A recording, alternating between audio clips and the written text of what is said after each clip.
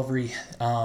We are still in Leviticus this month in our Bible reading, and so I just wanted to catch up. For those of you that missed this last week, we said we were going to cover the rest of the book. We did not. I didn't really think that we were going to, but what we did cover was chapters 17 all the way through 22. And I wanted to talk just a little bit about a smaller section of that, 17 through 20. And here's the reason that I want to talk about that. We mentioned at study last week, and I think I might have mentioned it before in one of these videos, that we have to do two things at once when we're reading through Scripture, particularly in books like Leviticus where there is a ton of detail. We cannot ignore the detail. The detail's there for a reason, but we can't get so bogged down in this detail that we are losing sight of the big picture. We're losing sight of the overall focus of these texts. And so I wanted to look at chapters 17 through 20 because they're all connected. They're all driving a particular theme. They're all making one big point. And I'm going to try to tease that out a little bit, and hopefully by the end of this you can see this. I'm only going to spend a few minutes on this video, so let's just get right into it. Chapter 17, we have very specific instructions on where sacrifice and offering, remember sacrifices and offerings not only to cover sin, but also a way of worship and expressing gratitude toward Yahweh, to Yahweh. So both and, not either or, both and. But there's a very specific place where these are supposed to take place. You don't do this on your own out in the field. You don't do this in front of your own tent. You come to the place where Yahweh designated, and you will worship here. You will offer here. Chapters 18 turn a very interesting corner.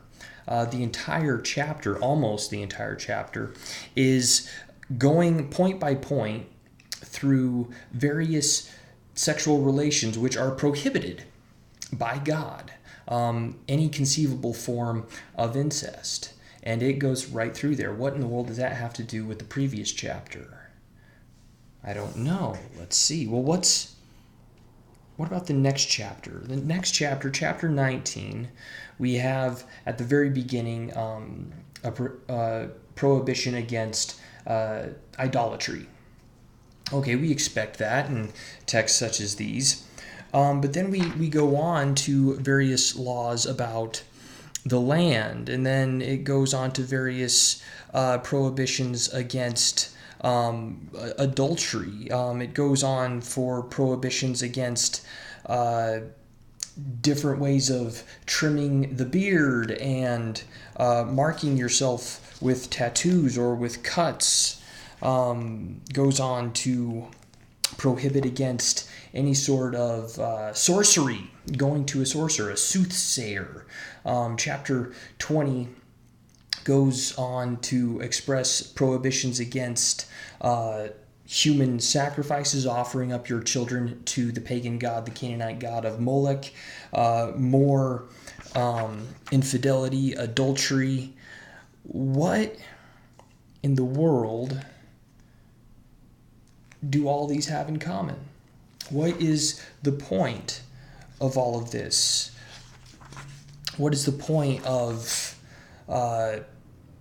mixing various kinds of cloth, mixing various kind, like crossbreeding your livestock? What does that have to do with human sacrifices? What does that have to do with prohibited sexual relations? How are all of these connected? They're connected because they're all proving a single point. Israel is being commanded to be faithful to Yahweh. They belong to Yahweh. He is Yahweh, their God. How many times is that phrase come up? I am the Lord, all caps. I am Yahweh. I am Yahweh your God. I am Yahweh who sanctifies, who makes holy. You belong to me. That is the root of every last one of these. You are different.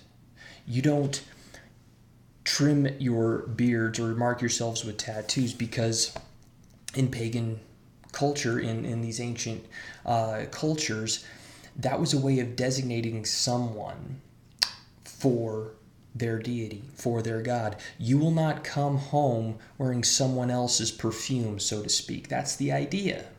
You will not mark yourself as someone else. You will not give what belongs to me, your children. You will not give what belongs to me to a pagan god.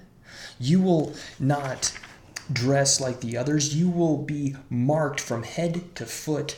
Everything about your culture is going to be stamped with my image.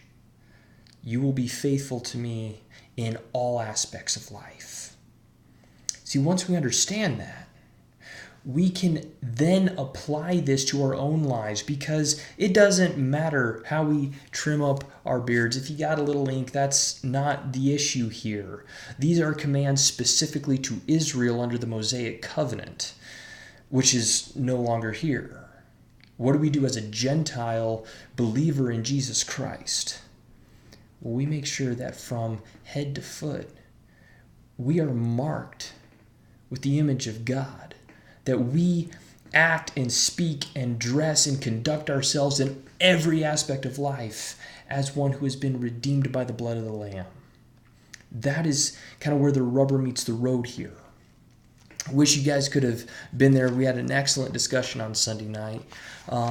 We're going to get into the rest of Leviticus. We're going to start in at chapter 23, and we're going to go right to the end of the book in 27 this coming Sunday. I pray that you guys can make it. I want to encourage you guys to make it. I'll try to do my best to keep everyone who was unable to come to study and kind of give you the Cliff Notes version, maybe just a little teaser, but praying for you all. Love you all. Can't wait to see y'all at study on Sunday evening.